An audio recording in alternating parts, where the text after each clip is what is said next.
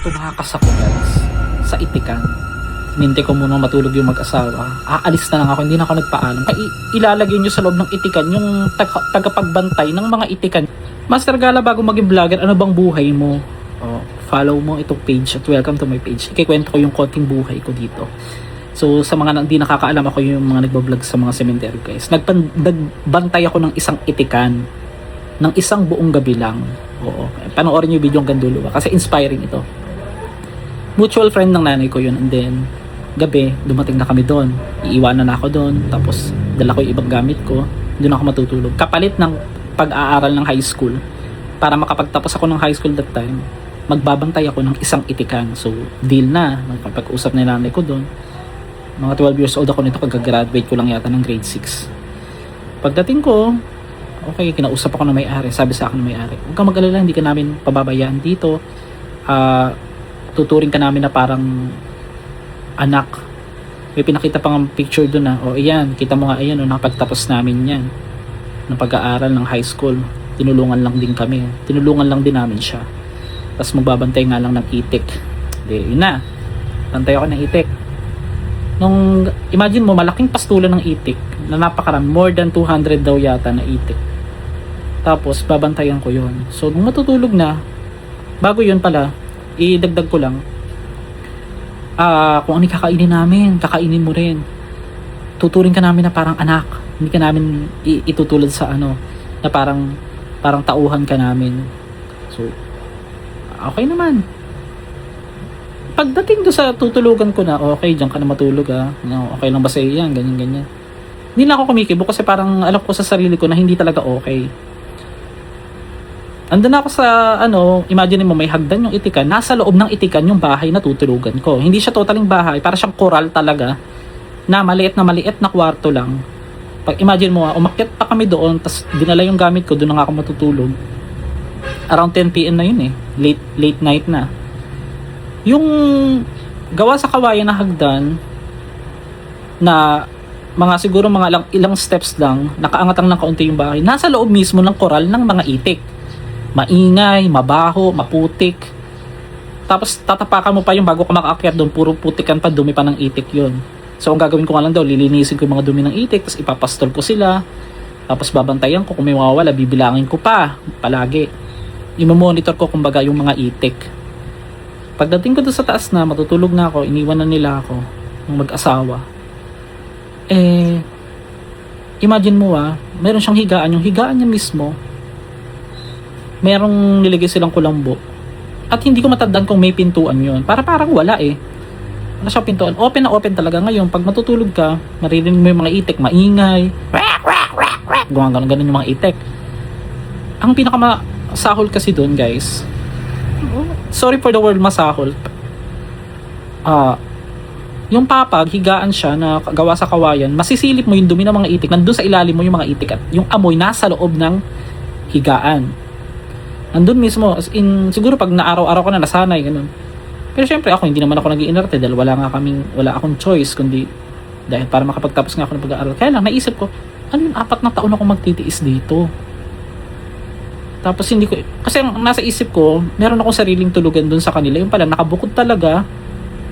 Pero guys, hindi ako against sa mga ganyan, nagbibigay ng, tumutulong sa caretaker or kumukuha ng tao na caretaker para lang sa kanila mga alagang hayop. Pero itrato nyo naman pong tao. Hindi porket gano'n na kung ano yung kakainin ninyo, gano'n yung trato nyo sa kanila. Pero wag naman gano'n na ilalagay nyo sa loob ng itikan yung tagapagbantay ng mga itikan ninyo, kung may itikan man kayo.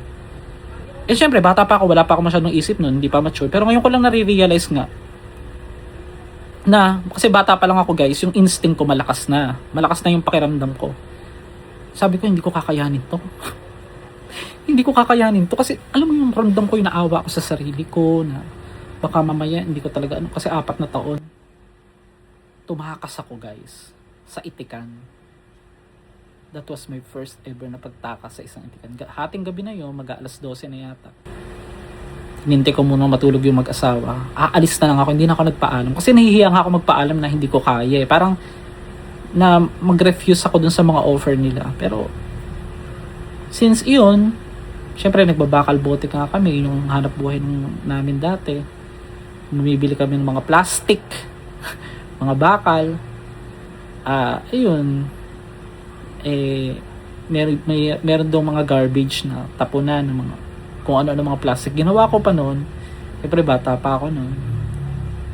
Pinlastic ko yung mga basura, tapos dahan-dahan ako tumakas. Biglang tumahol yung aso na gising yung may-ari. Ano mga dala mo na yan? Saan ka pa pupunta? Galit yung lalaki. Tapos sabi ko, hindi ko po kasi kaya talagang baka po pwedeng umuwi na lang po ako. Hindi ko po talaga kakayanin magbantay. Tapos hindi din po ako makakatulog sa ganun. Kasi parang feeling mo hayop ka. Parang feeling mo itik ka din. Alam mo yun? Parang nakakababa masyadong nakakababa yung ganun.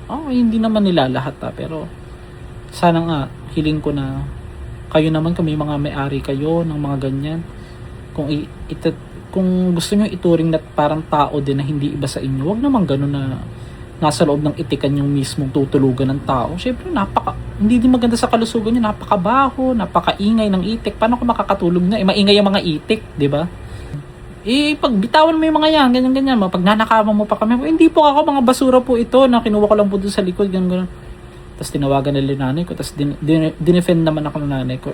Very humble talaga si nanay, sabi niya, pasensya na po sa ginawa ng anak ko, tsaka hindi ko din po kasi alam na doon pala siya matutulog sa loob talaga ng itikan. Akala ko po may sarili siyang matutulugan dito, or nakabukod na bahay man lang, ganun-ganun.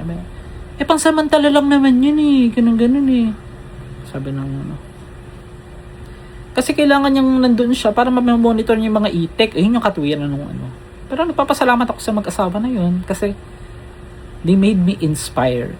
They made me strong na ipaisip palalo at ipatrabaho sa akin, iparealize na kailangan kong magsikap para makamtan ko yung dreams ko na hindi lang ako para sa ganung bagay. Although hindi ko minamaliit na may, let's say yung tamang salita is may ibubuga pa ako dito.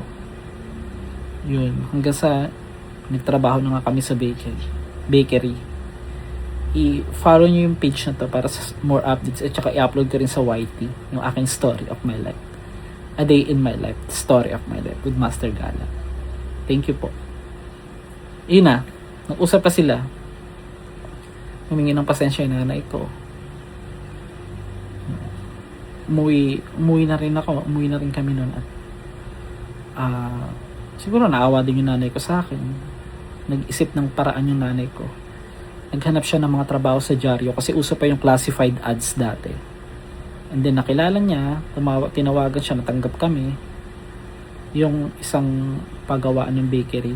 I mean, yung isang panaderia o bakery na tumulong sa amin that time para magkaroon ng trabaho yung nanay ko. At ako din nakapagtrabaho at the at the young age na 12 years old, mga master. So 12 years old pa lang nagtatrabaho na si Master Gala.